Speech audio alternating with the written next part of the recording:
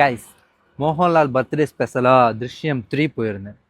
உண்மையிலே சொல்லணுன்னா south side மூவிஸ்லலாம் part 1 part 2லாம் எனக்கு பார்ட் 3லாம் வரப்போ சுத்தமாக பிடிக்காது, சொதப்பி வச்சுருவாங்க.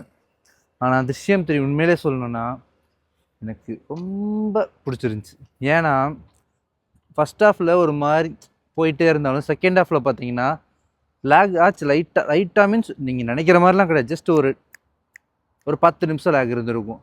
ஆனால் அதுக்கப்புறம் கிளைமேக்ஸ் சீன் பிச்சு விட்டாங்க. நான் கூட என்னடா கிளைமேக்ஸ் சரி ஓகே தான் பார்த்தா, அதுக்கடுத்து வந்துச்சு பாருங்க ஒரு ட்விஸ்ட்டு. உண்மையிலே அந்த அப்பாவோட பொண்ணுன்னு இருக்கும் தெரியுமா, அதாவது பொண்ணுக்காண்டி அப்பா என்ன வேணால் எந்த லெவலுக்கு வேணால் போய் பண்ணுவாங்கன்ட்டு அதை அப்படியே ஸ்க்ரீன் பிளேயில் காமிச்சிருக்காங்க. அப்படியே எனக்குலாம் ஒரு செகண்ட் வந்து அந்த சீன்லாம் பார்க்குறப்ப அப்படியே நமக்கே ஹார்ட்லாம் டக்கு டக்கு டக்கு டக்கு ஐயோ ஐயோ ஐயோ ஐயோ அப்படி ஒரு ஃபீலிங் வந்துருச்சு. உண்மையிலே சொல்கிறேன், ரொம்ப நாள் கழிச்சு ஒரு நல்ல மூவி பார்த்தேன். கைஸ், நீங்கள் அதே மாதிரி இந்த திருஷ்யம் 3 பார்க்குறீங்கன்னா பார்ட் 2 ஒரு கடைசி ஒரு 15 மினிட்ஸ் 20 மினிட்ஸ் ப்ரைமில் இருக்கும், பார்த்துட்டு அதுக்கப்புறம் பாருங்கள்.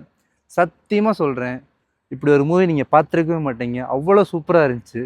10க்கு 8 கிட்ட கொடுக்கலாம், அவ்வளோ நல்லாயிருக்கு. ஸோ போய் கண்டிப்பாக போய் பாருங்கள். பாய்.